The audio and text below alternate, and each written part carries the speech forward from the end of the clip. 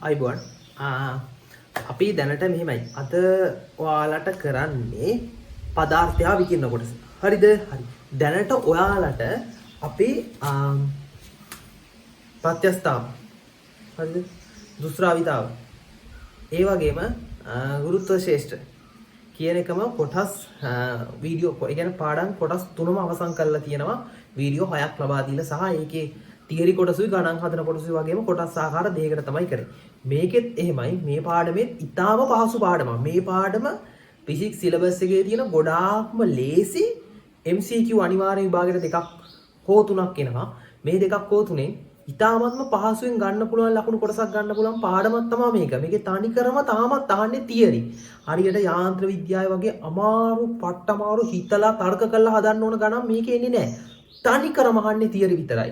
Theory ප්‍රශ්නව තමයි අහන්නේ. Theory ටික හොඳට පුළුවන් නම් ඔයාලට මේ පාඩම සුපිරියට පුළුවන් වෙනවා. සහ MCQ ඔක්කොම ටික කරන්න පුළුවන් වෙනවා. එතකොට මුලින්ම අපි මේ තියරි ටික කළා පස්සේ බලමු MCQ ටික කළා පාස් පේපර්ස්. එතකොටම ඔයාලට තේරෙයි කොච්චර පහසුද මේ පාඩම කියලා හිතන්න ඕන කොහොමද කියලා. හරි නේද? හරි. මුලින්ම අපි මේ පාඩමට ඔයාලට තියරි ටික තමයි උගන්වන්නේ. හරිද? එහෙනම් කොටසෙන් කොටස ස්ටෙප් බයි ස්ටෙප් ගැලපෙන්නේ කොහොමද? එක්කෙනෙක් ගැලපෙන්නේ කොහොමද කියලා ගැලපුමක් ඇතුවක් කරගෙන යන්න. හරිනේ? මුලින්ම මාතෘකාව ලියා ගන්න පදාර්ථය හා විකිරණ කියලා. පදාර්ථය හා විකිරණ. පදාර්ථය හා විකිරණ. ඒක ලිව්වට පස්සේ ඒකේ යටතේ මුලින්ම ලියන්න ඕන ඔයාලා මොකද්ද ඉගෙන ගන්න ඕන විකිරණ කියන්නේ. තාප විකිරණ කියන්නේ මොනවද කියලා. විකිරණ. දැන් මුලින්ම මාතෘකාව ලිව්වා පදාර්ථය විකිරණ. හැබැයි කිසිම අයිඩියා ගන්න මොනවද විකිරණ කියන්නේ කියලා. හරිද? හරි. මෙහෙම ලියා ගන්නකො වස්තුවක් තම උෂ්ණත්වයේ හේතු කොටගෙන වස්තුවක් තම උෂ්ණත්වයේ හේතු කොටගෙන විමෝචනය කරන්නා වූ විකිරණ තාප විකිරණ ලෙස හඳුන්වයි. හරි. මෙන්න මෙතනින් වාහනදී අර්ථ දැක්වීමනවා. හරිද? බලාගෙන යන්න පුළුවන් ඕන කෙනෙක්ට. වස්තුවක් තම උෂ්ණත්වයේ හේතු කොටගෙන විමෝචනය කරන්නා වූ විකිරණ තාප විකිරණ ලෙස හඳුන්වයි. අදෝරක්ත කිරණ නැත්නම් ඉන්ෆ්‍රාරෙඩ් කිරණ මූලික වශයෙන් තාප විකිරණ ලෙස ගන්නේ. තාප විකිරණ ගණයට ඇත්තේ. ඒ කියන්නේ සූර්යයෙන් හරි මොකක් හරි ඕනම රත් වෙච්ච අපි දන්නා මෙහෙමයි. සාමාන්‍යයෙන් හොඳටම ඔයාලා හැමෝම අහලා තියෙනවා විකිරණ එන්නේ කාගෙන්ද? විකිරණ එන්නේ සූර්යයෙන් කියලා අහලා තියෙනවනේ. හරිද? සූර්යයෙන් විතරක් නෙමෙයි. රත් වෙච්ච වස්තුවකින් අනිවාර්යයෙන්ම විකිරණ පිට වෙනවා. උදාහරණයක් විදිහට ඔයාලා දන්නවා ඔයාලා 10 වසරේ වගේ පාඩම් වලදී O level කරන කාලේ ඉගෙනගෙන තියෙනවා. ගිනි පැලයක් ගැව්වම ගිනි පැලෙන් තාපය සංක්‍රමණය වෙන විදි තුනක් ගැන ඉගෙන ගන්නවා. සංවහනය, සන්නයනය හා විකිරණය. ඔන්න ඔතනින් ඔයාලා සංවහනය සන්නයනය කියන එක ගැනම තාපය පාඩමේදී ඉගෙන ගන්නවා. පැහැදිලිද? විකිරණ කියන්නේ අන්න ඒකදි තමයි මෙතෙන්දි ඉගෙන ගන්න. එතකොට ඔයාලට ඒ 10 වසරේදී ඉගෙනනවා නේද සංවහනය සන්නයනය විකිරණය කියලා කොටස් තුනක් ගැන. ඔන්න ඔතනින් විකිරණය කියන එක ගැන තමයි මේ පාඩමේදී අපි විශේෂයෙන් ඉගෙන ගන්න. එතකොට විකිරණ කියන්නේ මොකද්ද? රත්තු වස්තුවක්. රත්තු වස්තුවක් කියන්නේ එතකොට අර ගිනි මැලෙන් පිට කරන්නා වූ අදෝරක්ත කිරණ. හරිද? අදෝරක්ත කිරණ අපි හඳුන්වනවා විකිරණ කියලා. ඒ කියන්නේ අදෝරක්ත කිරණ පරාසය. දැන් අපි දන්නවා ගිනි මැලයකින් හරි රත්තුවකින් හරි විවිධ තරංගායාමයෙන් ශක්තියින් පිට කරනවා. හරිද? ඔන්න ඕකේ අදෝරක්ත පරාසයට අයිති ඒවට තමයි අපි විකිරණ කියලා හඳුන්වන්නේ. තාප විකිරණ කියලා ගන්නෙ.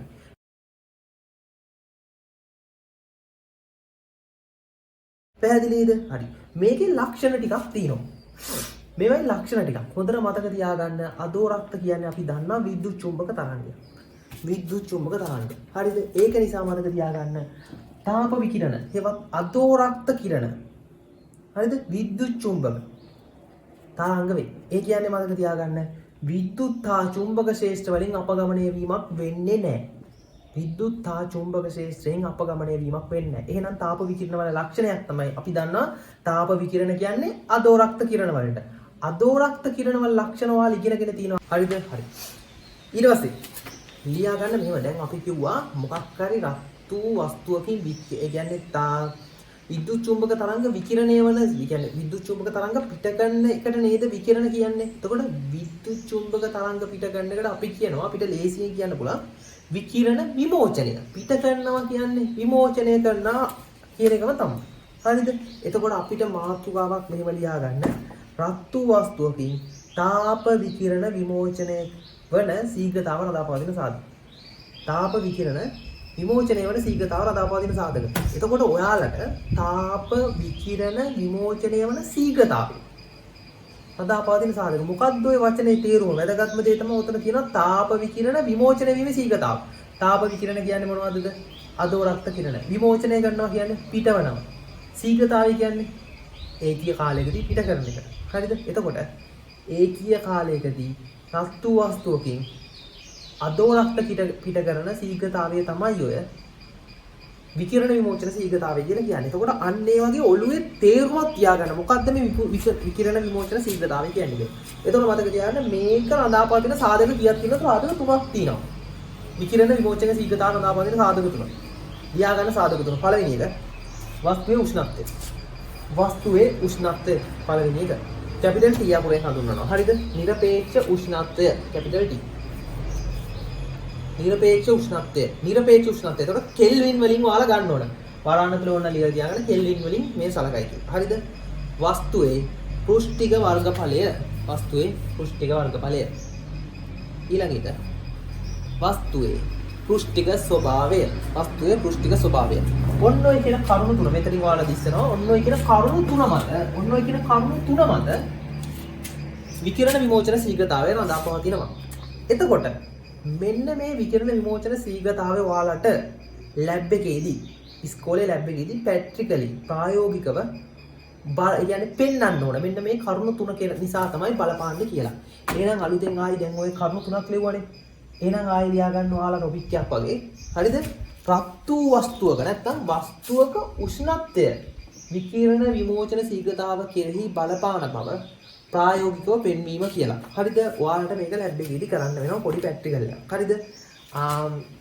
එහෙමයි. ඔයාලට මේකෙදි ගන්නවා ලෙස්ලි ගණකය කියලා ගණකයක්. පැහැදිලිද? ඒකේ නම ලෙස්ලි ගණකය. හරිද? ඊළඟට විද්‍යුත් පුංජය. විද්‍යුත් පුංජය. හරිද? ලෙස්ලි ගණකය කියන්නේ මෙහෙම එකක්. නිම ලෙස්ලි ගණක කියන්නේ මොකක්ද කියලා කියන්නකෝ. ලෙස්ලි ගණක කියන්නේ ඔන්නෝම ගණකයක්. හරිද? මෙයා හැම පැත්තම එකම විදියට එකම හැම පෘෂ්ඨයක්ම එකම විදියයි. සුමට නම් එකම සුමටයි. එකම පාටින් එකම විදියට තියෙන්නේ. මතක තියාගන්න මෙතන උඩ සිදුරක් තියෙනවා. උඩ සිදුරක් තියෙනවා. හරිද? ගණකයක්. ඔක ඇතුළ හිස්. ඇතුළ හිස්. හරිද? ඇතුළ හිස් ගණකයක්. හරිද? අපි මේකට මෙන්න දැන් හිතන්නකෝ මේසයක් තිබ්බ කියලා ඔන්න මේසේ තියෙනවා. හරිද? මම මෙහෙම තියන්නම්. මෙන්න මේක තමයි විද්‍යුත් පුංජය කියන්නේ. මම මේසයක් ගත්තා. මේසයක් අරගෙන ඔන්න ඔය මේසෙ උඩ මෙන්න මෙහෙම ගණකේ තියෙනවා. මම 3D අඳින්නේ නැහැ. හරිද? පොඩක් තේරුම් ගන්න අපහසු නිසා. ඊළඟට මෙන්න මෙතන නිශ්චිත දුරකින්. හිතන්නකෝ මෙන්න මෙතන මෙහෙම හරියටම සෙන්ටිමීටර් 20ක් කියලා. 20යි සෙන්ටිමීටර් දුරකින් මම තියනවා විද්‍යුත් පුංජය. හරිද? එයා ඕකේ කරන්නේ ස්ථාන දෙකක් අතර ඩිෆරන්ස් එකකින්, ඒ කියන්නේ උෂ්ණත්ව ඩිෆරන්ස් එකකින් ඔයාලගේ තුල ඇති වෙන විද්‍යුත් ප්‍රමාණය මනිනවා. හරිද? ඒක ගැලනෝමීටරයක් හරි කරලා ගැලනෝමීටරේ මනින්නේ. හරිද? මම මෙතන විද්‍යුත් පුංජය තියනවා. එතකොට එයාගේ ගැලනෝමීටරයක් තියෙනවා. ගැලනෝමීටරෙන් එයාගේ පෙන්නනවා කොච්චර ධාරාවක් උත්පාදනය වෙලාද කියලා. පැහැදිලිද?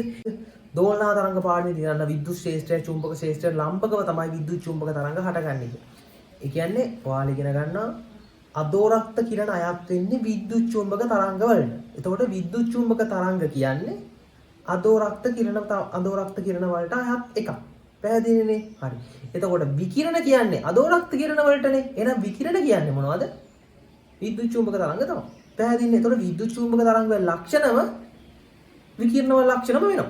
පැහැදිලිද? එතකොට විකිරණ වල ලක්ෂණ කරුවට ඇහුවොත් ඔයාලා ලියන්න කාගේ ලක්ෂණද? විද්‍යුත් චුම්බක තරංග වල ලක්ෂණ. එතකොට ඔයා දන්නවා විද්‍යුත්හා චුම්බක ක්ෂේත්‍රයකට ලම්බකව අපගමනය වෙනවා. විද්‍යුත් ක්ෂේත්‍රයට හා චුම්බක ක්ෂේත්‍රයකට ලම්බව තමයි අපගමනය වෙන්නේ. පැහැදිලිද? විද්‍යුත්හා චුම්බක ක්ෂේත්‍රය ලම්බකව අපගමනය වෙනවා. ඒ වගේම විද්‍යුත්හා චුම්බක ගුණ පෙන්වනවා. දෙවෙනි එක. ඊළඟට මාධ්‍යයක් අවශ්‍ය වෙන්නේ නැහැ. විද්‍යුත් චුම්බක තරංග වලට චලිතයට මාධ්‍යයක් අවශ්‍ය වෙන්නේ නැහැ. මාධ්‍යයක් අවශ්‍ය නොවේ. ප්‍රචාරණයට මාධ්‍යයක් අවශ්‍ය නොවේ. ඊළඟ එක මේ වගේ ප්‍රවේගය කීයද? v සමානයි ප්‍රවේගය. ඔයාලා දන්නවා විද්‍යුත් චුම්බක තරංග වල ප්‍රවේගය කීයද? v සමානයි 3 × 10 8යි ms ඍණ 1. හරිද? මේක රික්තකයේදී විද්‍යුත් චුම්බක තරංග වල ප්‍රවේගය. රික්තකයේදී විද්‍යුත් චුම්බක තරංග වල කියන්නේ රික්තකයේදී විකිරණ වල ප්‍රවේගය කිව්වත් හරි. එහෙනම් විකිරණ වල ප්‍රවේගය කීයද? රික්තකයක් තුල. ඒ කියන්නේ මාධ්‍යයක් නැති වුණාම මේක. මාධ්‍යකදී සම්ප්‍රේෂණ මාධ්‍යයක් නොතිබ්බම තමයි මේක. සම්ප්‍රේෂණ මාධ්‍යයක් තිබ්බොත් මේ ප්‍රවේගය අඩු වෙනවා. හේතුව මේ යම්කිසි ප්‍රවේගයකින් යනවා කියන්නේ යාතුල ගබඩා වෙලා තියෙනවානේ චාලක ශක්තියක්.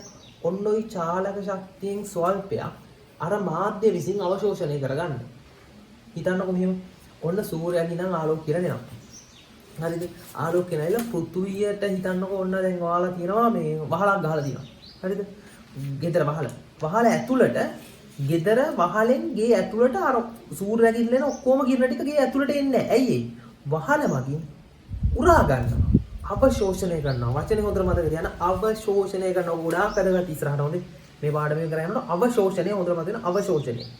එතකොට අර එන ශක්ති වලින් කිහිපයක් අවශෝෂණය කර ගන්නවා. එතකොට මොකද වෙන්නේ? වේගය අඩු වෙනවා. එහෙනම් මාත් වෙන්න මතක තියාගන්න.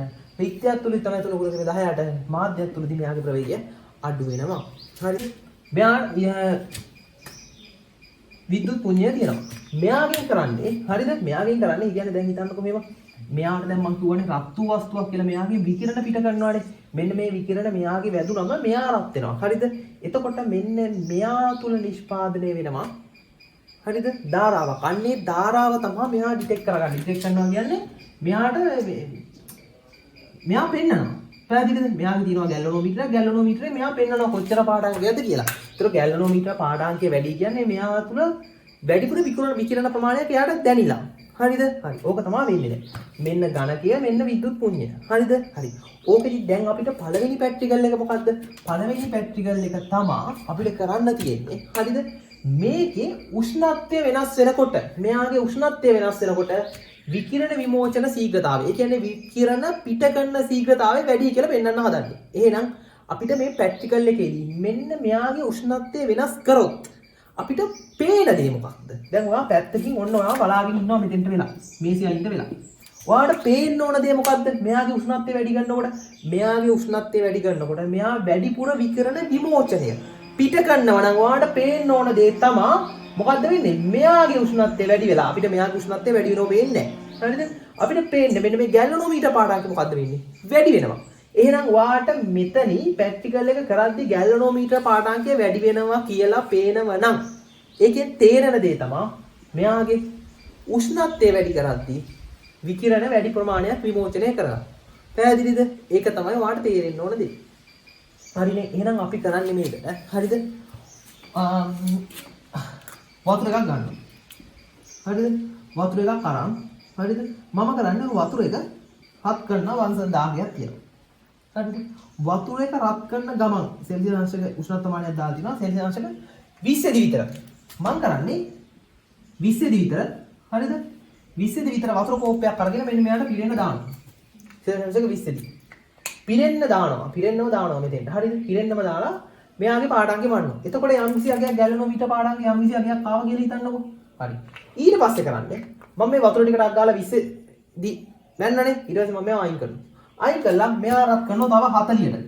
40ට රත් කළා 40 වතුර ටික ආයේ මේ සිදුරක් තියෙන්නේ මේ සිදුරෙන් තමයි ඇතුළට දාන්නේ. හොඳයි. සිදුරෙන් මේක ඇතුළට දානවා. ඇතුළට දාලා පිරෙන දානවා. දාලා මේකේ පාඩාංගේ මනිනවා. හරි. එයාත් මැන ගන්නවා. ඔන්න ඔහම 40 60 80 100 ඔන්න වගේ පාඩාංක කීපයකදී මම මෙන්න මෙතන මේ විද්‍යුත් පුඤ්ඤය අගය මනිනවා. එතකොට ඔයාලට පාඩාංක දිහා බැලුවම තේරෙන්න ඕන උෂ්ණත්වය වැඩි වෙනකොට මෙන්න මේ ගැලනෝමීටර් පාඩාංකය මොකද්ද වෙන්න ඕන? මේ පැත්තට වැඩි වෙලා තියෙන්න ඕන. පල්ලෙහාට යන්න කවුද වැඩි වෙන්න ඕන? මෙන්න මේ ගැලනෝමීටර් පාඩාංකය. උදාහරණයක් විදිහට ගැලනෝමීටර් පාඩාංකය මෙතනදී එකාව කියලා හිතන්නකෝ 2 3 4 5. ඔන්න මේ රටාවක් තියෙන බෑ හරිද?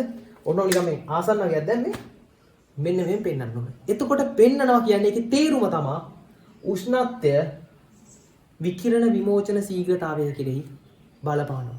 පැහැදිලිනේ? එතකොට ඇත්තටම ওই පැට්‍රිකල් එක කරාම මෙහෙම වෙනවා. වෙනව නම් ඔයාලා මේ පැට්‍රිකල් එක කරාම මෙහෙම වෙනවා කියලා දැන් අපි දන්නවනේ ඔයාලා ඉස්කෝලේ දෙක කරන්න වෙන්නේ නැහැනේ මේ කාලේ හැටියට. වෙනකොට අපිට කියන්න පුළුවන්. මොකද්ද කියන්න පුළුවන්? උෂ්ණත්වය වැඩි කරන්න එයා විකිරණ විමෝචන ශීඝ්‍රතාවය කෙරෙහි බලපානවා කියලා. පැහැදිලිනේ? ඔන්න ඕක තමයි පළවෙනි එක. හරිද? දෙවෙනි එක. විදියට මම ගන්නවා ඊළඟ එක. වස්තුවේ පෘෂ්ඨ වර්ණඵල. හරි. ඔන්න පළවෙනි එක. හරිද? හරි. දෙවෙනි එකේදී මම කරන්නේ මෙන්න මේ වගේ ලෙස්ලි ගණක ගන්නවා කිහිපයක්. කිහිපයක් කියන්නේ එකක් ගන්න ඔන්න ඔයි සයිස් එකක්. තව එකක් ගන්න ඔන්න ඔයි සයිස් එකක්. තව එකක් ගන්න ඔන්න ඔයි සයිස් එකක්. ගණක තුනක් ගන්නවා. දැන් අපි දන්නවා මේක ගණක හොඳින් එහෙම තියෙනවා. මේවා ගණක. හරිද? මේවල ගණක. හරිද? මේක එකම සයිස් ගණක.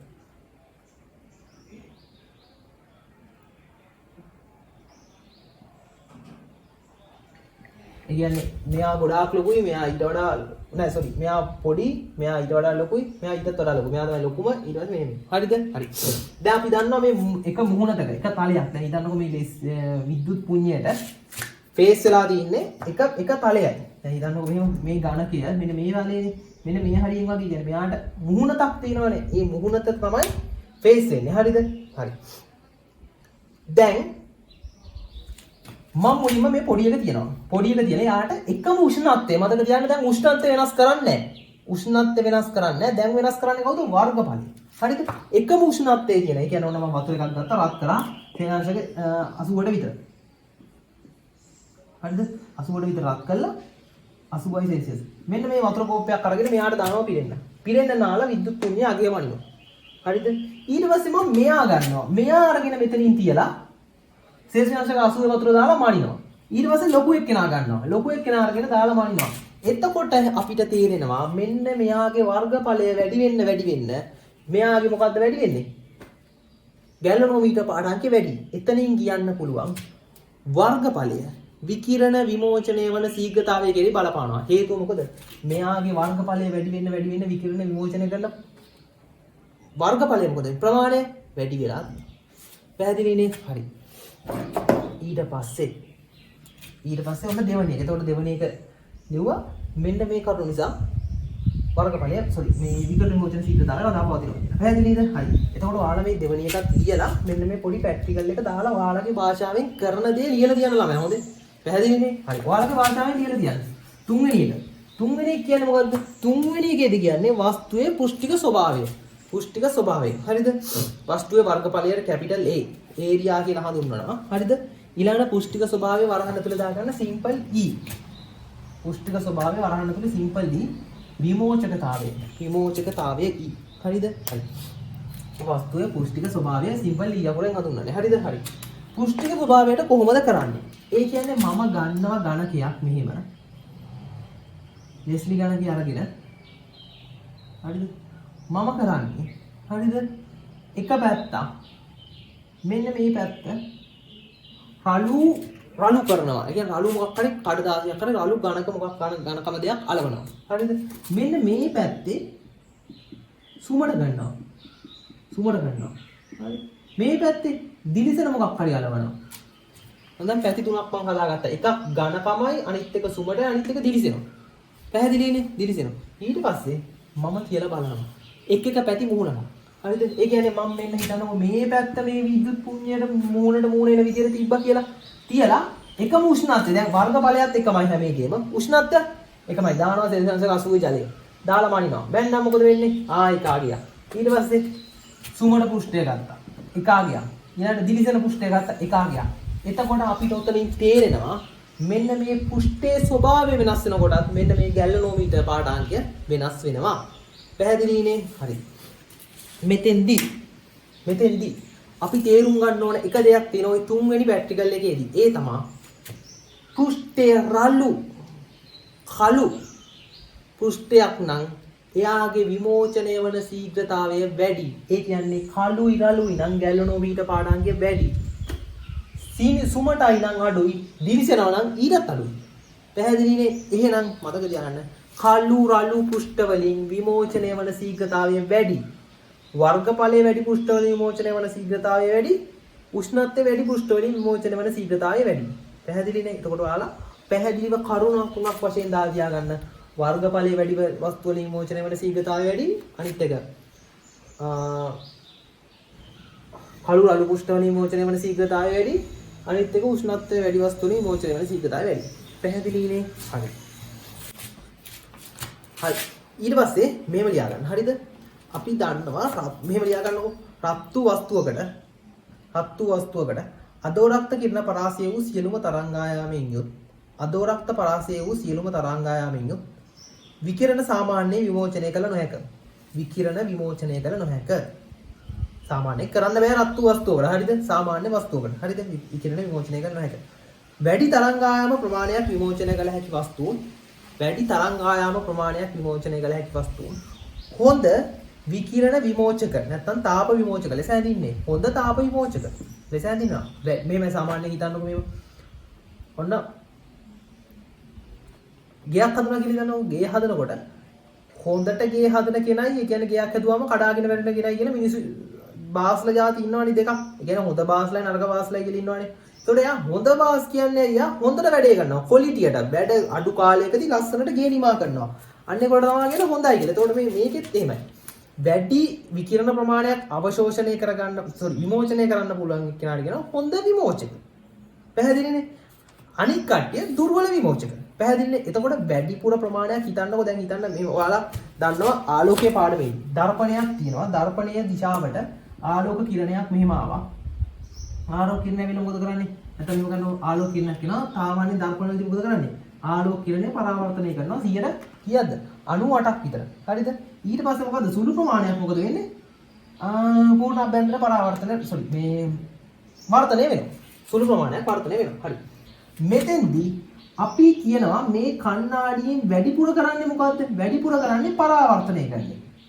පැහැදිලිනේ? වැඩිපුර කරන්නේ පරාවර්තනය කරන්නේ. එතකොට කණ්ණාඩිය විසින් මේ ආලෝක කිරණය අවශෝෂණය කරගත්තද? අවශෝෂණය කරනවා කියන්නේ යාගේ ඇතුළට ගන්නවා. ඇතුළට ගත්තද? නෑ. අඩුවෙන් ඇතුළට ගත්තේ. එහෙනම් කියනවා මොකද්ද? දුර්වල අවශෝෂක. දුර්වල අවශෝෂකයක් නම් එයා හොඳ පරාවර්තකයක්. ඒ කියන්නේ දුර්වල මෙයා අවශෝෂණය කරගන්න එක දුර්වලයි නම් එයා හොඳ පරාවර්තනය කරනවා. හොඳ පරාවර්තකයක් නම් එයා දුර්වල අවශෝෂකයක්. ඒ වගේ තමයි උතනදී මොකක් හරි රත් වූ වස්තුවක් හොඳට විමෝචනය කරනවා නම් හොඳට පිට කරනවා නම් එයාට කියනවා දුර්වල කවුරු කියලාද? දුර්වල පරාවර්තක. පැහැදිලිද? දුර්වල පරාවර්තක. ඇයි විමෝචනය කරනවට පරාවර්තක කියන්නේ? මෙන්න මේ කතාවක් තියෙනවා. හොඳට මතක තියාගන්න. මේ පාඩමේදී හරිද? ඉතා හොඳ විමෝචක කියන්නේ හිතන්නකෝ ඝන වස්තුවක් තියෙනවා. එයාට පුළුවන් මොනවා හරි දේවල් 80ක් පිට කරන්න, විමෝචනය කරන්න. මොනවා හරි දේවල් 80ක් කියන්න හිතන්නකෝ. 80ක් පිට කරා. 80ක් පිට කරනවා කියන්නේ එයාට පුළුවන් වෙන්න ඕන අනිවාර්යෙන්ම 80ක් මොනවා කරන්නද? අවශෝෂණය කරගන්න. මොනවා හරි දෙයක් පිට කරනවා නම් ඒ ප්‍රමාණයම අවශෝෂණය කරගන්නත් පුළුවන්. පැහැදිලිනේ? ඕනෑම දෙයක් එහෙම තමයි. හිතන්නකෝ ඔයාලා ගාව තිබ්බොන රුපියල් 10. රුපියල් 10 වියදම් වුණා. ඔයා මොකද්ද කරන්නේ? පාට් ගේමක් ගහලා මොකක් හරි ජොබ් එකක් කරලා හරි පාට් ටයිම් එකක් කරලා හරි මොකද්ද කරන්නේ? අර 1000 ආයි ලබා ගන්නවනේ. මොනවා හරි දෙයක් පිට වුණාම ආයි ලබා ගන්නවා. ඒ හැටි. හරිද? ඒ හැටි.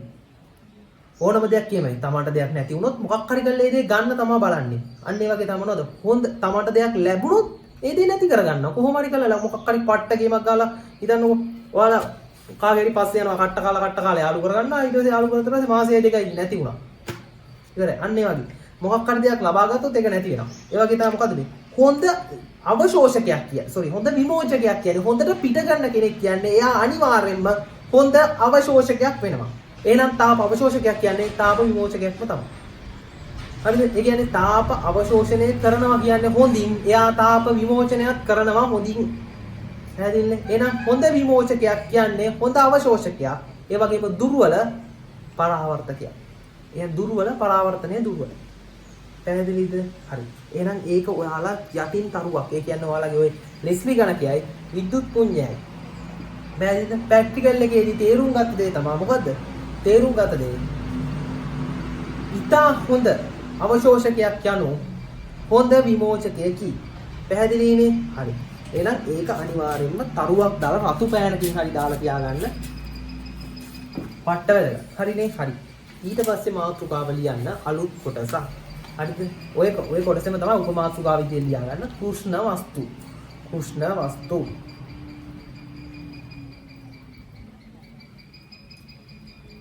හරිද? මෙහෙම ලිව්වා. මෙතනින් ප්ලේ වලට යම් වස්තුවක් රත් වූ විට අදෝරක්ත කිරණ පරාසය වූ සියලුම තරංග අදෝරක්ත කිරණ පරාසය වූ සියලුම තරංග ආයාමයෙන් යුත් අදෝරක්ත කිරණ පරාසය වූ සියලුම තරංග ආයාමයෙන් යුත් විකිරණ විමෝචනය කළ හැකි නම් බලන්න තුලේ අවශෝෂණය කළ හැකි නම් දෙකම එකයිනේ විමෝචනය කළ හැකි නම් කිව්වත් එකයි අවශෝෂණය කළ හැකි නම් කිව්වත් එකයි විමෝචනය කළ හැකි නම් එවැනි වස්තුවක් කුෂ්ණ වස්තුවක් ලෙස හැඳින්වේ. හරිද? හරි. එහෙනම් අපි කියනවා මේ ලෝකේ උදාහරණයක් විදියට ඒ කියන්නේ සාමාන්‍යයෙන් මොකක් හරි හිතන්නකො රත් වුණා කියලා මගේ ගාමේ ආදී දෙනවා පෑන්. මේ පෑන රත් වුණා කියලා හිතන්නකො. එතකොට මේ රත් වුණාම මෙයා පිට ගන්නවා නේද විකිරණ. එතකොට මෙයාට බෑ ළමයි අදෝරක්ත පරාසයේ තියෙන සියලුම තරංගායාම වලින් යුත් විකිරණ පිට කරන්න. පැහැදිලිද? සමහර විට මෙයාගේ තියෙන තරංගායාමය අපි දන්නවා තරංගායාම පරාසයක් තියෙනවනේ හිතන්නකො 400යි 600යි නෝමීටර් කියලා. ඔන්න ඕක තමයි අදෝරක්ත පරාසයේ තියෙන තරංගායාමය. හරිද? මම මේ උදාහරණයක් කියන්නේ මෙන්න මේ අගයන් වල මෙන්න මේ අගයන් අතර තියෙන සියලුම තරංගායාම කියන 401 402 403 500 501 502 කොහොම 599 600 වෙනකන් සියලුම තරංගායාමයෙන් යුත් විකිරණ පිට කරනවා.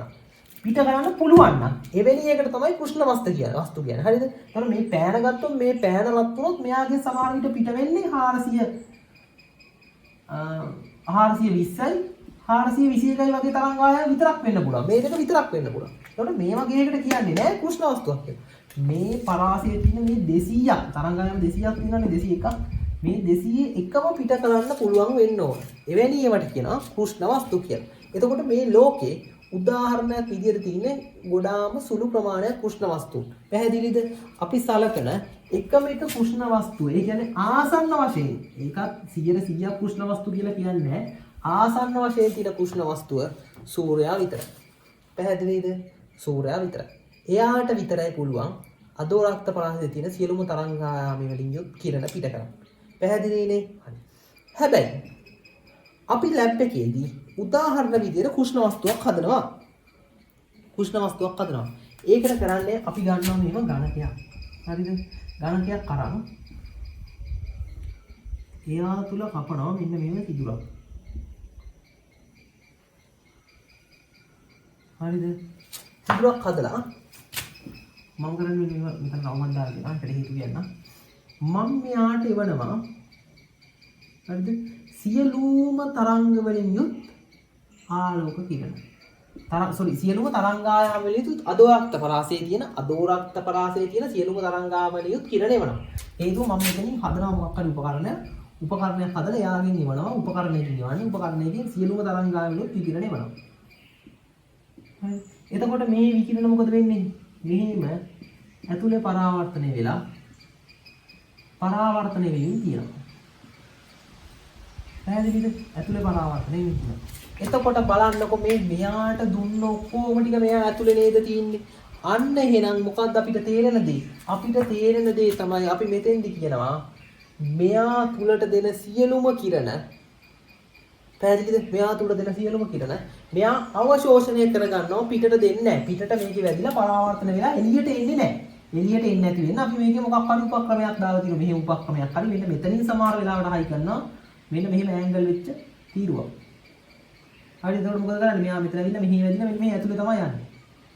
පැහැදිලිද? එක්ක මෙතෙන්ට හරි හයි කරනවා. පැහැදිලිද? එතකොට උපක්‍රමයක් දාලා තිනවා. එතකොට මෙතෙන්ට ඉන් කරන හැමෝම මේක ඇතුලේ තමයි තියෙන්නේ. අවුට් වීමක් නැහැ. ඉන් කරනවා විතරයි අවුට් වෙන්නේ නැහැ. එතකොට දැන් බලන්නකො මෙයා මොකද්ද කරේ? මෙයා කරන්නේ මේ එන කිරණ ඔක්කොම ටික අවශෝෂණය කරගන්නවා, උරා ගන්නවා. අපි කිව්වා හොඳ අවශෝෂකයක්, හොඳ විමෝචකයක් වෙනවා. එහෙනම් අපේ කුෂ්ණ වස්තුවක් කියන්නේ මොකද්ද? අදෝරක්න පරාසයේ තියෙන සියලුම තරංගායාම වලින් යුත් කිරණ විමෝචනය කරන ඒවට. එහෙනම් අපි දන්නවා කුෂ්ණ වස්තුවකින් විමෝචනය කරන්න පුළුවන් නම් අවශෝෂණය කරගන්නත් පුළුවන්. සූර්යයට පිට කරන්න පුළුවන් නම් සූර්යයට උරා ගන්නත් පුළුවන්. හරිද? අන්න ඒ වගේ තමයි මෙයා පිට කරනවානේ. පිට කරන ටික මෙයා උරා ගන්නවානේ. එතකොට උරා ගන්න කෙනා අවශෝෂණය කරන කෙනා විමෝචකයක් කියලා හඳුන්වන්න පුළුවන්. එතකොට මෙයා නිකම්ම මොකද්ද වෙන්නේ? කුෂ්ණ වස්තුවක් බඩපත් වෙනවා. හොඳ විමෝචකයක් බඩපත් වෙනවා. මෙයා රත් වුණාට පස්සේ මෙයාගෙන් එළියෙන් මේව පිට කරන්න පුළුවන්. පැහැදිලි? ඒ දෙන ඔක්කොම ටික උරා ගන්න. මෙයාට කියනවා හොඳ තාප කිරණ අවශෝෂකයක්. ඒ කියන්නේ කුෂ්ණ වස්තුව. පැහැදිලිද? හරි.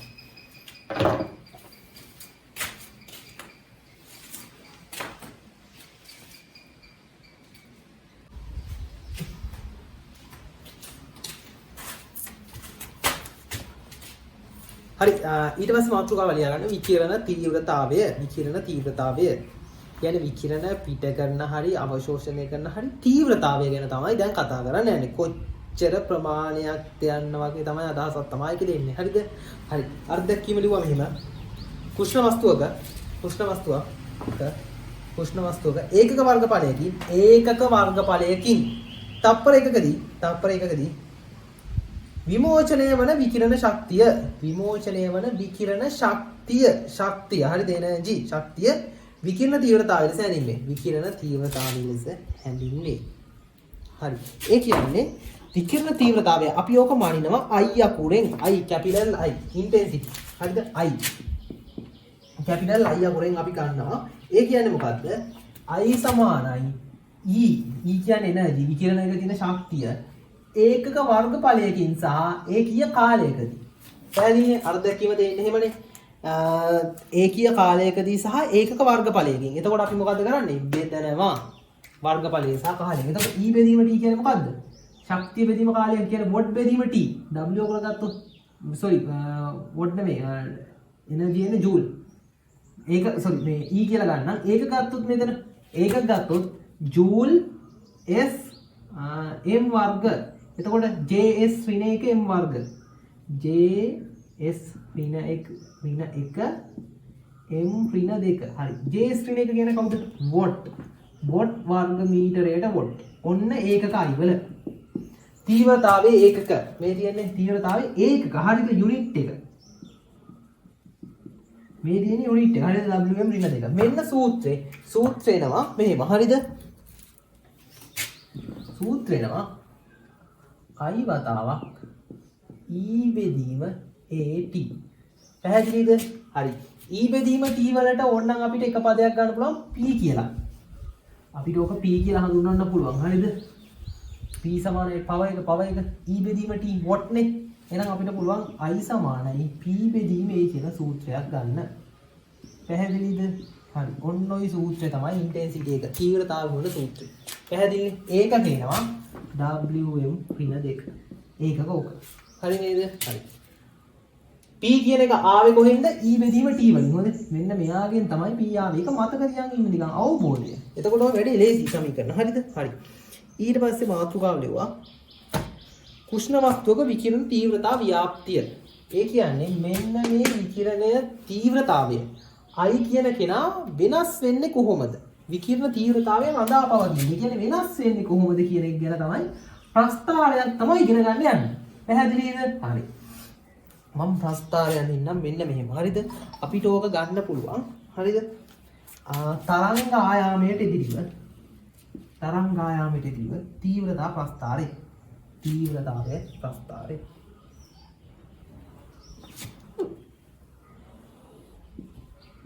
lambda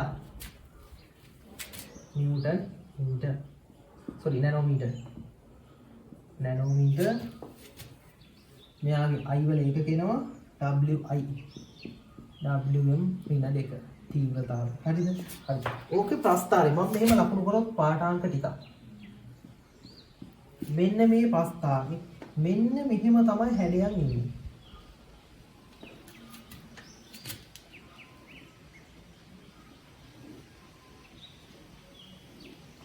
පැහැදිලිද? ඔන්න ඔහොම ප්‍රස්තාරේ එනවා හැඩයන් ටික. ප්‍රස්තාරේ එනවා හැඩේ. හරිද? ඒ කියන්නේ මොකක්ද ඕකේ අදහස? ඒ කියන්නේ මතක තියාගන්න මේ ප්‍රස්තාර ගොඩක් මොකක්ද? එක් කුෂ්ණත්වල මම මෙතන දෙන්නම් 1000 කෙල්වින් 2000 කෙල්වින් 3000 කෙල්වින් 4000 කෙල්වින්. ඔන්න වගේ එක් කුෂ්ණත්ව. හරිද? මේ තමයි තරංග ආයාම. 1100 1200 ඔය වගේ වැඩි වෙනවා. පැහැදිලිද? මේ පාත්තේ තියෙන තීව්‍රතාවය. පැහැදිලිනේ? ඔන්න ප්‍රස්තාරේ. හරිද? ඔය ප්‍රස්තාරේ දා ගන්න ඕන. ඔය ප්‍රස්තාරේ දාලා ඔය ප්‍රස්තාරේ දිහා බලාගෙන අපිට තියෙනවා ලක්ෂණ ටිකක් ඉගෙන ගන්න. හොඳට මතක තියාගන්න. විද්‍යාඥයෝ ඔය ප්‍රස්ථාරය යන්නේ කොහොමද දන්නවද? ලක්ෂණ ටික. ඒ කියන්නේ තීව්‍රතාවයේ හැසිරීම කැල්කියුලේෂන් කළා. ඒ කියන්නේ ගණනය කිරීම කළා. ඔක්කොම කළා තමයි යාළ අපිට ප්‍රස්ථාරය ඇදලා අපිට කියන්නේ මෙන්න ලක්ෂණ ටික මෙන්න ප්‍රස්ථාර. මේ ප්‍රස්ථාරයේ හැටියට තමයි එන්නේ කියලා. හැබැයි මතක තියාගන්න ඔයාලා විභාගෙදී උපක්‍රමයක් විදියට පාවිච්චි කරන්න ලක්ෂණ ටික මතක තියාගෙන ප්‍රස්ථාරය අඳින්න යන්න එපා. ඒක විද්‍යාඥයෝ කරපු වැඩක්. ඔයාලා විද්‍යාඥයෝ නෙවෙයිනේ. ඒක නිසා ඔයාලා මේ වැඩේ කරන්න යන්න එපා. ඔයාලා කරන්න ඕන මොකද්ද? එයාලා කිව්වනේ අපිට මෙන්න මේක ප්‍රස්ථාරය කියලා. මෙන්න මේ ප්‍රස්ථාරය දිහා බලාගෙන ලක්ෂණ ටික කියන්න. ඒකේ අනිත් පැත්ත. දැන් බලන්නකො මේ ප්‍රස්ථාරය දිහා බැලුවම අපිට කියන්න පුළුවන් දේවල් මොනවද? මේ බලන්නකො මට කියන්න පුළුවන් නේද තරංගායාමයේ නියත උෂ්ණත්වයකදී 1000 කෙල්වින් කියලා හිතන්නකො. එක් නියත උෂ්ණත්වයකදී 1000 කෙල්වින් මෙන්න මේ කර්ව් එක ගන්න මම. එක් නියත උෂ්ණත්වයකදී මොකද වෙන්නේ? තරංගායාමයේ වැඩි කරන් යද්දී තීව්‍රතාවය වැඩි වී යම් උපරිමයක් ලබාගෙන නැවත අඩු වෙයි. හරි නේද වෙන්න? තරංගායාම වැඩි කරන් යනකොට තීව්‍රතාවය වැඩි වෙනවා. වැඩි වෙලා යම් කිසි උපරිමාගයක්. මෙන්න මේ උපරිමාගය ලබාගෙන නැවත අඩු වෙනවා. ඊට පස්සේ ආයෙමත් ගත්තොත් 2000 කෙල්වින් වලදී මොකද වෙන්නේ? තරංගායාම වැඩි කරන් යද්දී තීව්‍රතාවයේ යම් උපරිමාගයක් ලබාගෙන නැවත අඩු වෙයි. පැහැදිලි නේද?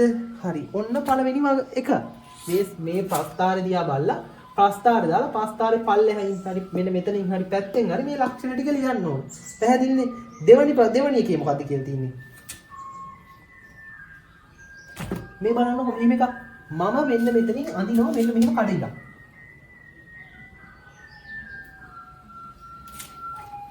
හරිද? කඩිලා. මේ කඩිලා හොඳට මතක තියාගන්න.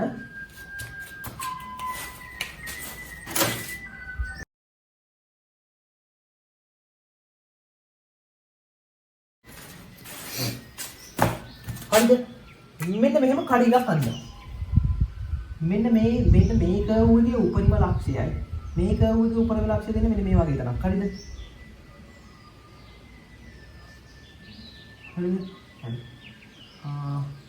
මේ කර්ව් එකේ උපරිම ලක්ෂය දෙන්නේ ඔන්න ඔතන කියලා ගන්නවා. මේ කර්ව් එකේ උපරිම ලක්ෂය දෙන්නේ ඔතන. ඔයාලට පේනවද? මෙන්න මේ උපරිම ලක්ෂය මෙයාගේ මෙතන. මෙයාගේ මෙතන. මෙයාගේ මෙතන. මෙයාගේ මෙතන. තරංග උපරිම ලක්ෂ්‍ය උපරිම තැන දෙන තරංගායාමයේ චුට්ට අඩු වෙලා නේද? ඒ කියන්නේ මම අඳිනවා මෙන්න මෙතනින් මෙන්න මෙහෙම ඉරක් කඩ ඉරක් තමයි අඳින්න ඕන. හැබැයි දැන් මම පොඩ්ඩක් ඔයාලා නම් වෙන පාට පෑනකින් මේක මෙන්න මෙහෙම කඩ ඉරක් විදිහට දාගන්න. හරි මම නම් දැන් තද ඉරකින් අඳිනවා මොකද ඔයාලට මේක තේරුම් ගන්න පහසු වෙන. හරිද? ඔන්න ඔහොම ඇඳා. ඔයාලට පේනවද මෙන්න මේ ඉර මෙන්න මෙහෙම තියෙන්නේ ඇන්ගල් එක. මේ අතට ඇදයි කියලා කෙලින් නෙවෙයි.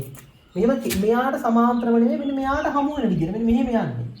ඒ කියන්නේ මොකද්ද? මෙයාගේ තව උෂ්ණත්වය වැඩි කරොත් ඔන්නෝම කර්ව් එකක් ඇඳොත් එයා ඉන්න ඕන ඔතන 4000යි 5000යි කෙල්ලේ. ඒ කියන්නේ මොකද්ද ඒකේ තේරුම? ඒකේ තේරුම තමයි උෂ්ණත්වය වැඩි කරන් යද්දී උපරිම තීව්‍රතාවය ලබා දෙන තරංගායාමය අඩු වෙනවා.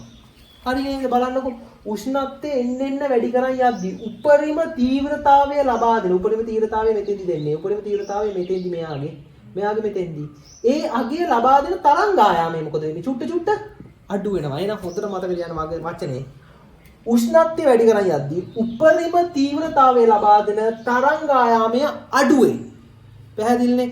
ඔන්න ඔයි වාක්‍ය ගැන ළමයි විභාගයේ MCQ වලදී අහනවා පේපර් ගොඩ දෙනෙට ඕවා ගැන හරියට අවබෝධයක් නැහැ. කොහෙන්ද ඕක පාත් උනේ කියලා දන්නේ නැහැ. ඒ කියන්නේ වගන්තියක් තියෙන ABC ප්‍රශ්නයක් වස්තුවක මේ කුෂ්ණ වස්තුවක හරිද? කුෂ්ණ වස්තුවක විකිරණ විමෝචනයේදී උපරිම තරංගායාමය ලබා දෙන උෂ්ණත්වය වැඩි කරන යාමේදී උපරිම තීව්‍රතාවය ලබා දෙන තරංගායාමය අඩු වෙයි කියලා. ඒතකොට ළමයා දන්නේ ඔක කොහෙන් ආවද කින්ද මන්ද මොන පාඩමදවත් කියලා දන්නේ නැහැ. ඒක නිසා මතක තියාගන්න මේ ප්‍රස්තාරය. හොඳට මතක තියාගන්න මේ ප්‍රස්තාරයේ මේ තියෙන ලක්ෂණ ටික නිතර කියවන්න. එතකොට හොඳට තේරෙනවා. හරි දැන් බලන්නකො ආයෙත් මේ උෂ්ණත්වය වැඩි කරන් යද්දී උපරිම තීව්‍රතාවය ලබා දෙන තරංගායාමය මොකද වෙන්නේ? අඩු වෙලා. පැහැදිලි වැඩි නෙමෙයි අඩුයි වෙලාදී. අඩු වෙනවා. හරිද? ඔකට කියනවා මේ වීන් විස්ථාපන නියමය කියලා. ඔන්න ඔය රේඛාවට තමයි කියන්නේ ඔය වීන් විස්ථාපන මූලධර්මය කියලා. පැහැදිලිද? වීන් විස්ථාපන නියමය. හරිද? ඒ ගැන ඉස්සරහට උගන්වනවා. හරි. තුන්වෙනි කරුණ. මම දෙකක් කිව්වා. පළවෙනි එක මොකද්ද? පළවෙනි එක තමයි තරංගායම් වැඩි කරන් යද්දී නියත උෂ්ණත්වයකදී තීව්‍රතාවය වැඩි වෙලා උපරිමයක් ලබාගෙන නැවත අඩු වෙනවා කියලා. දෙවෙනි එක තමයි මොකද්ද කිව්වේ? උෂ්ණත්වය වැඩි කරන් යද්දී උපරිම තීව්‍රතාවය දරා දෙන තරංගායම අඩු වෙනවා. පැහැදිලිනේ? තුන්වෙනි එක ප්‍රස්ථාරයේ වර්ගඵලය. ප්‍රස්ථාරයේ වර්ගඵලය. ඒ කියන්නේ ප්‍රස්ථාරයේ වර්ගඵලය කියන්නේ මොකද්ද? මෙන්න මේ දැන් හිතනකොට මෙන්න මේ ප්‍රස්ථාරය සැලකුවගෙන මේවා 1000 කෙල්වින් වලදී එයාගේ වර්ගඵලය කියන්නේ මොකද්ද? මෙන්න මේ ටික හොඳ. ප්‍රස්ථාරයේ වර්ගඵලය යම් උෂ්ණත්වයකදී, ඒ කියන්නේ යම් උෂ්ණත්වයකදී, නියත උෂ්ණත්වයකදී එක්ක 1000, එක්ක 2000, 2000 වර්ගඵලය කියන්නේ මොකද්ද? මෙන්න මේ සම්පූර්ණ එකම.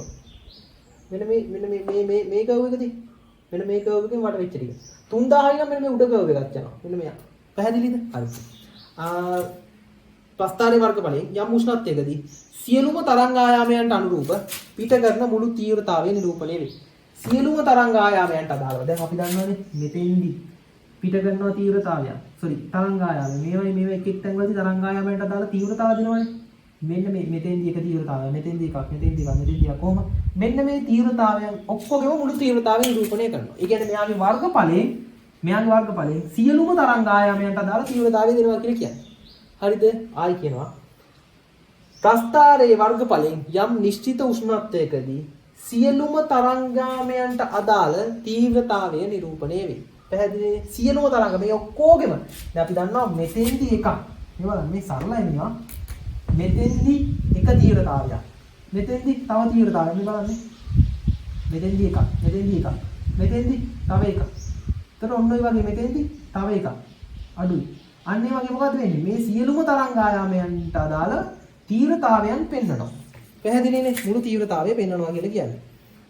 මුළු තීව්‍රතාවය මේගොල්ලන්ගේ ඔක්කොගෙම එකතුව. පැහැදිලිනේ? ඊට පස්සේ ගන්න මාතෘකාව ස්ටෙෆාන් නියතය. ස්ටෙෆාන් නියමය. හරිද? හරි. ඒකේ ලියා ගන්න මෙහෙම. කුෂ්ණ වස්තුවක ඒකක වර්ගඵලයකින් විකිරණ විමෝචනය වීමේ තීව්‍රතාවය වස්තුවේ නිරපේක්ෂ උෂ්ණත්වයේ 4 වන බලයට අනුලෝමව සමානුපාතික වේ. හරිද? හරි. ඔතෙන්දී යා කියනවා උෂ්ණ වස්තුවකින් විකිරණ විමෝචනය වීමේ තීව්‍රතාවය. හරිද? තීව්‍රතාවය T4ට අනුලෝම සමානුපාතිකයි කියලා. පැහැදිලිද? මෙතන සමහර තැන්වල P කියලාත් කියන සමහර තැන්වල E කියලාත් කියනවා. හරිද? අර දක්වලා තියෙනවා. E අනුලෝම සමානුපාතිකයි T4 කියලා. එයා ওই සමානුපාතික ලකුණු ඉවත් කරන්න E සමානයි සිග්මා T4 කියලා ගන්න තියෙනවා. සිග්මා කියන්නේ මොකක්ද? සිග්මා තමයි ස්ටෙෆාන් නියතය කියන්නේ. ස්ටෙෆාන් නියතය. පැහැදිලිද? එයාගේ අගය 5.7 ගුණ කිරීම ස්ටෙෆාන් නියතයේ අගය සිග්මා සමානයි 5.7 ගුණ කිරීම 10 ඍණ 8යි W. හරිද? මෙන්න 4යි. ඒකක. හරිද? දැන් එයාගේ ඒකක ගන්න කොහොමද? සිග්මා උක්ත කරලා බලන්න. E වල ඒකක ඉන්නේ සිග්මා සමානයි E නිදීම T4.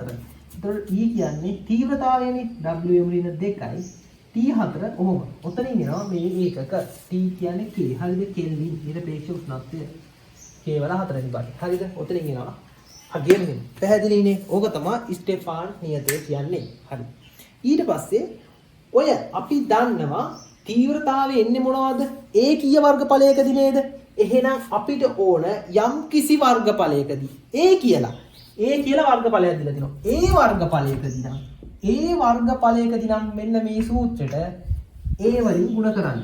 එහෙනම් අපිට එනවා E සමානයි A සිග්මා T4. ඒ කියන්නේ සලකනු ලැබූ වර්ගඵලය. පැහැදිලිනේ? හරිද? හරි. එතකොට මෙතන මේ සූත්‍රෙ එන්නේ ඒ වර්ගඵලයකදී. පැහැදිලිනේ? එතකොට ආන සූත්‍ර දෙක පැහැදිලිව ලියා තියාගන්න. මේ එන්නේ ඒකීය වර්ගඵලයකදී. පැහැදිලිනේ? සූත්‍ර දෙක පැහැදිලිව දාලා තියාගන්න. හරි නේද? හරි. ඊළඟට මෙහෙමයි. දැන් මේ හෙව්වේ තීව්‍රතාවය විකිරණ විමෝචනය වීමේ තීව්‍රතාවය හෙව්වේ කෘෂ්ණ වස්තු සඳහා. පැහැදිලිද? හැබැයි අපි දන්නවා මේ අපි දැන් ඉගෙන ගන්න තියෙන්නේ සූත්‍ර දෙකයි. හරිද? සූත්‍ර දෙකයි. I සමානයි P දෙදීම A ඊළඟට E සමානයි සිග්මා T4. හරිද? අපිට මේ අපි දන්නවා මේ ලෝකේ කෘෂ්ණ වස්තු කියලා දෙයක් නෑ ප්‍රායෝගිකව. හරිද? කෘෂ්ණ වස්තු කියලා දෙයක් නැහැ. ඒ කියන්නේ කෘෂ්ණ වස්තු දැන් අපි දන්නවා හිතන්නකො කෘෂ්ණ වස්තුවක් නම් එයා මොකද කරන්නේ? විකිරණ විමෝචනය කරනවා. එයා සතු සියලුම තරංගාය. කියන්නේ අදෝරක්ත පලාසයේ තියෙන සියලුම තරංගාය. පැහැදිලිද? හැබැයි කෘෂ්ණ නොවන වස්තුවක් නම් එයා ඔක්කොම පිට ගන්නවද නැහැ. මෙයාගේ 1 2 3 4 5 පහක් පිට කරනවා. මෙයාගේ පිට කරන්න පුළුවන් මොකද්ද? සාමාන්‍යයෙන් නම් ආසන්න වශයෙන් කෘෂ්ණ වස්තුවකට සමාන වස්තුවක් ගත්තත් උපරිම පිට කරන්න පුළුවන් 4යි. මෙයාගේ 5යි. ඒ කියන්නේ මොකද්ද? මෙයා ඔක්කොම පිට කරනවා. මෙයා පිට කරන්නේ නැහැ ඔක්කොම. එහෙනම් බලන්නකො මෙයා කෘෂ්ණ වස්තුවකින් පොඩක් අපගමනය වෙලා නේද? හරි. අපිට එනවා සාමාන්‍යයෙන් කෘෂ්ණ වස්තු නොවන අපි එදිනෙදා භාවිතා කරන වස්තු වල මොකද්ද? විකිරණ විමෝචන තීව්‍රතාවය හොයන්න. විකිරණ විමෝචන තීව්‍රතාවය හොයන්න කෘෂ්ණ නොවන වස්තු සඳහා. පැහැදිලිනේ? එහෙනම් ඕකේ කොටස් දෙකක් එනවා. පුෂ්ටික විමෝචකතාවය සහ පුෂ්ටික අවශෝෂකතාවය කියලා. ඒ කියන්නේ මෙයා පිට ගන්න ප්‍රමාණය සහ අවශෝෂණය කරගන්න ප්‍රමාණය ගැන පැහැදිලිනේ? හරි. එහෙනම් මාතෘකාව ලියලා තියාගන්න ලියන්න මුලින්ම පුෂ්ටික විමෝචකතාවය. පුෂ්ටික විමෝචකතාව. පුෂ්ටික විමෝචකතාව. එයා හඳුන්වනවා සිම්පල් E අකුරෙන්. සිම්පල් E අකුරෙන්. පුෂ්ටික විමෝචකතාව. මම මෙතනින් අර්ථ දැක්වීම ඔයාලට දෙනවා. හරිද? පුෂ්ටික විමෝචකතාව. මෙහෙම ලියා ගන්න. යම් වස්තුවක ඒකක වර්ගඵලයකින් විකිරණ විමෝචනය කරන ශීඝ්‍රතාවය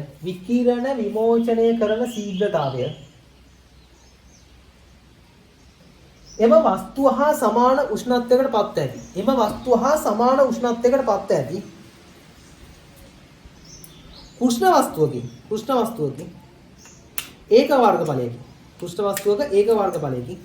වස්තුවකින් ඒක වර්ගඵලයකින් තාප විකිරණ විමෝචන කරන ශීඝ්‍රතාවයට දරන අනුපාතය පුෂ්ටික විමෝචනතාවය නම් වේ. ඒ කියන්නේ මෙහෙම එකක්. සාමාන්‍යයෙන් ගන්නකො මෙන්න මෙයා මෙහෙමයි ඔක ඉදි කරන්නේ. හරිද? හිතන්නකො මෙයා සෙල්ජන්ස් එක 80කට පත් වෙලා දිනවා කියලා. මෙයා සෙල්ජන්ස් එක 80කට පත් වෙලා. මම මෙයාගේ සලකනවා A කියලා වර්ගඵලයක්. මම මෙයාගෙත් ගන්නවා A කියලා වර්ගඵලයක්. ඒ කියන්නේ මොකද්ද? මේක තමයි කෘෂ්ණ වස්තුව. මේක කෘෂ්ණ වස්තුව හා විශාලත්වයෙන් සමාන එම උෂ්ණත්වයෙන් පත් වෙන තවත් වස්තුවක්. හරිද? එතකොට අපි ගන්නවා මෙන්න මෙයාගෙන් කොච්චර විකිරණ විමෝචනය කරනවද? මෙයාගෙන් විකිරණ විමෝචනය කරනවද කියලා බලලා මේ දෙන්න අතර අනුපාතයට තමයි කියන්නේ පුෂ්ටික විමෝචකතාවය කියලා. පැහැදිලිනේ? එහෙනම් පුෂ්ටික විමෝචකතාවය කියන්නේ මොකද්ද? කෘෂ්ණ වස්තුවකට ආසන්න වශයෙන් සමාන, කෘෂ්ණ වස්තුවටම ප්‍රමාණයටම සමාන, කෘෂ්ණ වස්තුවේ උෂ්ණත්වයට පත් ඇති තවත් වස්තුවක් මගින් පුෂ්ටික විමෝචකතාවය නැත්නම් පුෂ්ඨයෙන් විකිරණ විමෝචනය කරන ශීඝ්‍රතාවය කෘෂ්ණ වස්තුවකින් විකිරණ විමෝචනය කරන ශීඝ්‍රතාවයට දරන අනුපාතය. පැහැදිලිද? එහෙනම් E කියන්නේ මොකද්ද? පැහැදිලිව ලියලා තියාගන්න. හරිද? E කියලා කියන්නේ මොකද්ද? මෙන්න මෙයාගේ කෘෂ්ණ වස්තුවට සමාන වස්තුවකින් විකිරණ විමෝචනය කිරීමේ ශීඝ්‍රතාවය බෙදීම කෘෂ්ණ වස්තුවකින් විකිරණ විමෝචනය කිරීමේ ශීඝ්‍රතාවය. එහෙනම් අපි දන්නවා හැමතිස්සෙම මෙයාට එන්නේ මොකක්ද? අඩු වගේක්. හිතන්නකො මෙයාට 4යි කියලා මෙයාට 5යි නේ. 4 බෙදීම 5යි. ඊන හැමතිස්සෙම කවුද? E හැමතිස්සෙම එකට අඩුයි. බිඳුවට වඩා විශාලයි. බිඳුව වෙන්නේ නැහැ. පැහැදිලිනේ? බිඳුව නම් වෙන්නේ නැහැ. මොකද මේගොල්ලෝ වුණා විකිරණ විමෝචනය කරන චුට්ටක් අඩු. මේගොල්ලෝ අම්බාණ්ඩ විමෝචනය කරනවානේ. මේගොල්ලෝ චුට්ටක් අඩු විමෝචනය කරනවා. පැහැදිලි? එන හැමතිස්සෙම බිඳුවට වඩා විශාලයි. එකට වඩා අඩුයි. විකිරණ විමෝචකතාවය. පැහැදිලිනේ? එහෙනම් යටින් එන්නේ හැමතිස්සෙම මතක තියාගන්න විමෝචකතාවය කිව්වම මෙන්න මේ සම්බන්ධය මතක තියාගන්න. අඩුයි වැඩි කියලා. එතකොට ඕකේ මතක් වෙන හැමතිස්සෙම යට තින්නේ කවුද? වැඩි කෙනා කවුද? වැඩිපුර විකිරණ විමෝචනය කරන්නේ කවුද? කෘෂ්ණ වස්තුව. එහෙනම් යටින් එන්නේ කෘෂ්ණ වස්තුව. උඩින් එන්නේ අපි සලකනු ලබන වස්තුව. එහෙනම් ඉතින් අපි යටින් එන එක දන්නා උඩින් එන එක දන්නා ගලපලා කියන්න තියෙන්නේ. කොහොමද කියන්නේ? විකිරණ විමෝචනතාවයේදී දැන් කිව්වනේ මම ලොකු අර්ථ දැක්වීමක් දුන්නානේ. එතකොට ඔයාලව අර්ථ දැක්වීම පාඩම් කරන්න එපා. පැහැදිලි? කොහෙත්ම එපා. මම කියන්නේ මොකද්ද? මෙන්න මේ සමීකරණේ මේකයි මතක තියාගන්න. මේක මතක තියාගන්න කියොත් අපි දන්නවා හැමතිස්සෙම E එකට අඩුයි. එකට අඩුයි කියන්නේ හැමතිස්සෙම යට කෙනා වැඩි. එහෙනම් වැඩිපුර විමෝචනය කරන්නේ කෘෂ්ණ වස්තුවෙන්. එහෙනම් යටින් එන්න ඕන කෘෂ්ණ වස්තුව. උඩින් එන්න ඕන අපි සලකනු ලබන වස්තුව. එහෙනම් මෙහෙම ලියන්න පුළුවන්. සලකනු ලබන වස්තුවක විකිරණ විමෝචනය කිරීමේ ශීඝ්‍රතාවය එම වස්තුවේ වර්ගඵලයම එම වස්තුවේ උෂ්ණත්වයටම පත් ඇති කෘෂ්ණ වස්තුවකින් විකිරණ විමෝචනය කිරීමේ ශීඝ්‍රතාවයට දරන අනුපාතය. නැත්තම් මෙයාගේ විකිරණ ප්‍රමාණය බෙදීම කුෂ්ණ වස්තුවකින් විකිරණ පිට කරන ප්‍රමාණය. පැහැදිලිද? ලස්සනට ගලපලා ලියන්න තියෙන එච්චරයි. හරියට ක්‍රමයේ දන්නවා. හරිද? හරි. ඊළඟට ලිව්වා පෘෂ්ඨික අවශෝෂකතාවය. පෘෂ්ඨික අවශෝෂකතාවය. පෘෂ්ඨික අවශෝෂකතාවය. ඒක හඳුන්වනවා කැපිටල් A අකුරෙන්. පෘෂ්ඨික අවශෝෂකතාවය. ඒ කියන්නේ විමෝචනය නෙමෙයි අවශෝෂණය කරනවා. අවශෝෂණය කරනවා. විමෝචනය නෙමෙයි. එහෙනම් මොකද්ද මේ ඔක්කොම ඊතර මොකද්ද වෙන්න ඕන? මේ අතර එන්න ඕන. මම ඒකෙත් මෙතන පහක් අනිනවා. මේගොල්ලෝ අඩු වෙන්නේ උරා ගන්න. මේකනේ කෘෂ්ණ වස්තුව අපි ගාව තියෙන. ඔන්න කෘෂ්ණ වස්තුව. මේක තමයි ඒ හා සමාන අනිත් වස්තුව. පැහැදිලිනේ? ඔන්න අවශෝෂකතාවය. අවශෝෂකතාවය හඳුන්වනවා කැපිටල් A අකුරෙන්. හරිද? Capital A අකුරෙන්. පෘෂ්ඨික අවශෝෂකතාවය. මේව ලිව්වා. යම් වස්තුවක් මගින් අවශෝෂණය කරන ශක්ති ප්‍රමාණය ඒ මත පතිත වන මුළු තරංග ප්‍රමාණය මුළු ශක්ති ප්‍රමාණයට දරන අනුපාතයයි. ඒ මත පතිත වන මුළු ශක්ති ප්‍රමාණයට දරන අනුපාතයයි. ඒ මොකද්ද? කලින් එකට වඩා වෙනස් නේ. කලින් එකේ කිව්ව මොකද්ද? මෙයා මත පතිත වන මුළු ශක්ති ප්‍රමාණය. හරිද? මෙයා මත පතිත වන මුළු ශක්ති ප්‍රමාණය දරන අනුපාතය වෙන්න ඕන නේද එහෙනම්? ඒ කලින් එකේ මොකද්ද? මෙයා මගින් පිට කළ ශක්ති ප්‍රමාණය. මෙයා මගින් පිට කරන මුළු ශක්ති ප්‍රමාණයට දරන අනුපාතයේ විමෝචකතාවය කිව්වේ. එහෙනම් මෙයාගේ වෙන්න ඕන මොකද්ද? ඒ කියන්නේ මෙයා මත පතිත වන මුළු ශක්ති ප්‍රමාණය උඩින් 4යි. මෙයා මත පතිත වන ශක්ති ප්‍රමාණයට දරන අනුපාතය නේද? ඒක නේද?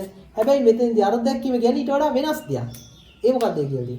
මෙයා මත පතිත වුණාම උරා ගන්නා ප්‍රමාණයයි පතිත වන ප්‍රමාණය අතර අනුපාතය. හොඳට මතක තියාගන්න. කෘෂ්ණ වස්තුවක් කියන්නේ එයා මත පතිත වන ඔක්කොම එයා උරා ගන්නවා. කෘෂ්ණ වස්තුවක් කියන්නේ ඒක. එතකොට මෙයා මත පතිත වෙන ඔක්කොම උරා ගන්නවා නම් මෙයා මත පතිත වෙන ඔක්කොම උරා ගන්න එක කෘෂ්ණ වස්තුවකට සමානයිනේ. මෙයා මත පතිත වෙන ඕන 5ක් පතිත වුණා. 5න් 4යි උරා ගත්තේ. හැබැයි මෙතන කෘෂ්ණ වස්තුවක් තිබ්බනම් එයා පස්වෙනි එකත් උරා ගන්නවා. ඔන්න උරා ගන්න බැරි වෙන එක. ඔන්න ඕක තමයි උරා ගන්න බැරි වෙන කිරණේ. හරිද? මෙයාට 5ක් පතිත වුණා. 5න් 4යි මෙයා උරා ගත්ත එකක් නැහැ. හැබැයි මෙතන කෘෂ්ණ වස්තුවක් වුණා නම් 5ක් පතිත වුණාම 5ම උරා ගන්නවා. එහෙනම් අපිට අමුතුවෙන් ආයේ කෘෂ්ණ වස්තුව සංසන්දනය කරලා කියන්න ඕනේ නැහැ. මොකද්ද? මෙයා උරාගත් ප්‍රමාණයයි එයා මතිත පතිත වෙච්ච ප්‍රමාණය අතර අනුපාතයෙන් ලේසියෙන්ම කියන්න පුළුවන්. අරහිම කිව්වා. මෙයාව සංසන්දනය කරලා ගොත් වැරදි නැත. පැහැදිලිනේ? වැරද්දක් නැහැ. මෙහෙම කියන්නත් පුළුවන්. ඕනනම් දෙකම දාලා තියන්න. අර දැක්කින් දෙකම. පැහැදිලිනේ? හරි. ඊට පස්සේ දැන් අපි කිව්වා පුෂ්ටික අපි අවශෝෂකතාවය කියලා එකක් ගැන ඉගෙනගෙන තිනවා. පුෂ්ටික විමෝචකතාවය ගැන ඉගෙන ගන්න තියෙනවා. හරිද? හරි. අපිට උදේට සූත්‍රයක් ඉගෙන ගන්න තියෙනවා මෙහෙම එකක්. හරිද? මෙහෙම ලියන්නකෝ. ස්ටෙෆාන් නියමය අනුව ස්ටෙෆාන් නියමය කියන්නේ මොකද්ද? E සමානයි සිග්මා A T 4. ස්ටෙෆාන් නියමය අනුව පෘෂ්ඨික විමෝචකතාවය සිම්පල් U.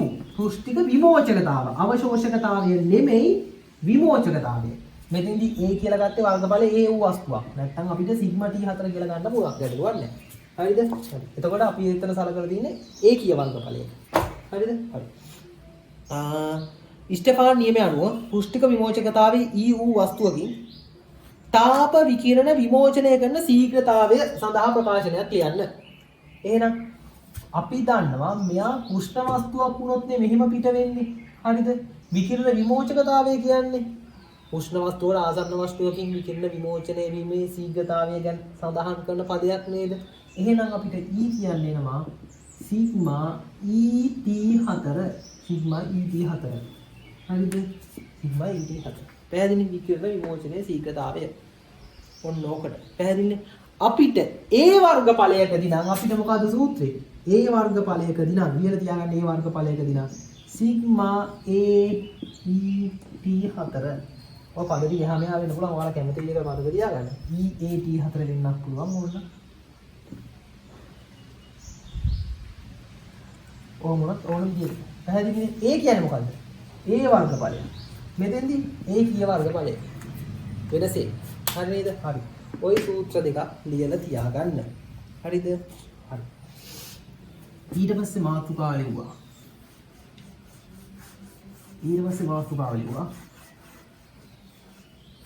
වීන් විස්ථාපන නියමය. වීන් විස්ථාපන නියමය.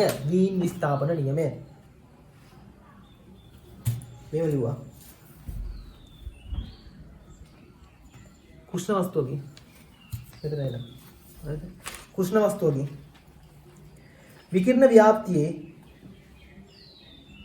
උපරිම විකිරණ තීව්‍රතාවයට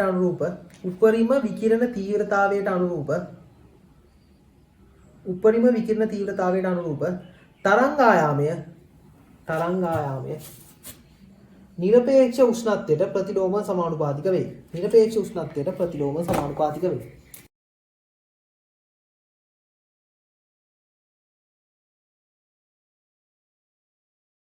ඒ කියන්නේ මෙන්න. මම කියන්නේ ලැම්ඩා I තීව්‍රතාවයයි ප්‍රස්ථාරයෙන් තමයි අපිට එන්නේ මෙහෙම එකක් කියලා. එතකොට ඔන්නෝම හැඩයක් තියෙන ප්‍රස්ථාරයෙන් ආවේ. හරිද? ඔන්නෝකේ යම්කිසි උෂ්ණත්වයක් ඕක. හරිද? මෙන්න මෙතෙන්දි මොකක්ද උනේ? තීව්‍රතාවයේ උපරිම තීව්‍රතාවය ලබා දෙන ලැම්ඩාගේ ආව. උපරිම තීව්‍රතාවය ලබා දෙන ලැම්ඩාගේ ආව. පැහැදිලිනේ? හරි. අපිට ඔතෙන්දි කියනවා මෙන්න මේ ලැම්ඩාගේ උෂ්ණත්වය වැඩි කරනකොට මොකද වෙන්නේ? මෙන්න මේ ලැම්ඩාගේ උෂ්ණත්වයට ප්‍රතිලෝම සමානුපාතික වෙනවා. අපි දන්නවා උෂ්ණත්වය වැඩි කරනකොට ලැම්ඩා මොකද වෙන්නේ? අඩු වෙනවා. එහෙනම් අපිට ලියන්න පුළුවන් ලැම්ඩා අනුලෝම සමානුපාතිකයි එකයට t කියලා. පැහැදිලිනේ? එකයට t කියලා. එකයට t. ඔය සමානුපාතික ලකුණු ඉවත් කරන ලැම්ඩා සමානයි k බෙදීම t කියලා එකක් ගෙනාවා. සමීකරණයක්. හරිද? ඔතන k කියන්නේ මොකක්ද? k කියන්නේ වීන් නියතය. වීන් නියතය. පැහැදිලිනේ? හරි. k වල අගය දීලා තිනවා. k සමානයි 2.9 ගුණ කිරීම 10 3යි mk. පැහැදිලිනේ? ඒකද? කෙල්වින් මීටර්. මේ සූත්‍රය මට ගියන් ඉන්නවා. දැන් ඔයාලට මම සූත්‍ර 4ක් කියලා දීලා දිනවා. ඔළුවේ තියෙන්න ඕන පළවෙනි එක මොකද්ද? දෙවෙනි එක මොකද්ද? තුන්වෙනි එක මොකද්ද? හතරවෙනි එක මොකද්ද? පැහැදිලිනේ? මේක වීන් නියත. හරි. එතකොට මේ ප්‍රස්ථාරය දිහා බලලා නැත්නම් මේ සමීකරණය දිහා බලලා ඕක කියන්න පුළුවන්. මොකද්ද මේ? උෂ්ණත්වය වැඩි කර යද්දී උපරිම තීව්‍රතාවය ලබා දෙන ලැම්ඩාගේ. උපරිම තීව්‍රතාවය ලබා දෙන ලැම්ඩාගේ. මෙතනින් එන්නේ උපරිම තීව්‍රතාවය ලබා දෙන ලැම්ඩාගේ. පැහැදිලිනේ?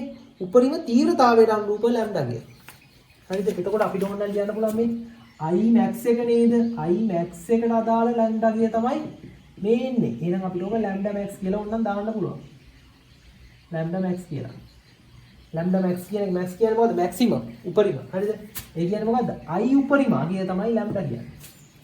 පැහැදිලිනේ? හරි. හරි. ඊට පස්සේ රේලි ජින් සහ වීන් වාදය. රේලි ජින් සහ වීන් වාදය. ඕක තමයි මේ වාද දෙකක්. ඒ වාද දෙකක් කියන තර්ක දෙකක්. ඕක ගැන මම මෙහෙම විස්තර කරනවා. මුලින්ම ප්‍රස්ථාරය අඳින්න. ප්‍රස්ථාරය අඳලා තේරුම් කරලා දෙන්න.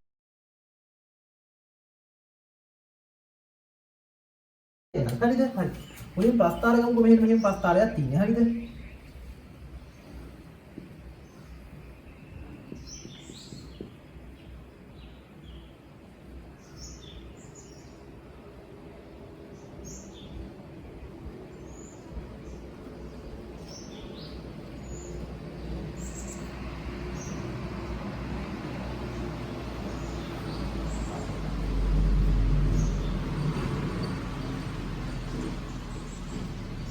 හරිද? ඒ කියන්නේ මෙහෙමයි. මෙන්න මේ මම කඩේලි වලින් දාලා තියෙන්නේ. කඩේලි ඩොට් වලින් තිබ්බේ මේ. ඩොට් වලින් තිබ්බේ මොකක්ද දන්නවද? මේ තමයි ඇත්තටම පරීක්ෂණාත්මකව ප්‍රැක්ටිකල් ලැබ් එකකදී පරීක්ෂණාත්මකව මනිනවා. හරිද? පරීක්ෂණාත්මකව මනිනවා ලැම්ඩාට එදිරිව E ඒ කියන්නේ මේ මෙතන මේ E ලැම්ඩා කියලා නම් දීන්නේ මොකද්ද? ශක්තිය. හරිද? ශක්තිය කොච්චරද කියලා. පරීක්ෂණාත්මකව මැන්න. පැහැදිලිද? තරංග ආයාමයට දිව තීව්‍රතාවය මැන්නට පස්සේ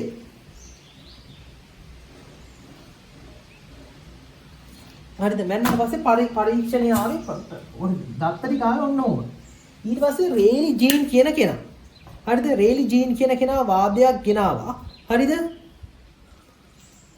එයාගේ වාදයට අනුව එයා කියනවා මෙහෙම. එයා කියනවා මෙහෙම ප්‍රස්ථාරයක් තමයි මෙන්න මෙහිමලු කර්ව් එක එන්න ඕන. හරිද? එයා කියනවා කොහොමද කර්ව් එක එන්න ඕන. ඊට පස්සේ වීන් කියන කෙනා. වීන් කියන කෙනා ප්‍රස්ථාරයක් අඳනවා ලැම්ඩට ඉදිරිම මෙහෙම ඊළඟට අරගෙන ප්‍රස්ථාරයක් යනදම එයාගේ ප්‍රස්ථාරය ආයි ඔන්න ඕම එකක්. හරිද?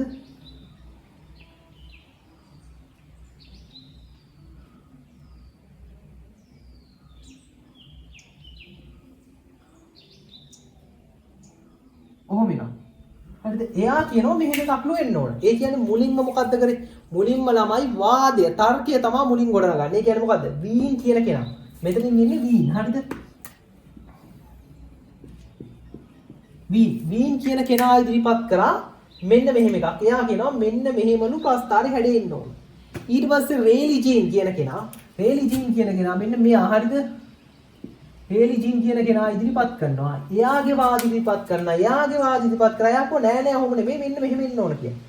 පැහැදිලිද? හැබැයි ඊට පස්සේ ප්‍රැක්ටිකල් එකේදී ඇත්තටම කරාම ආව මෙන්න මෙහෙම එකක්.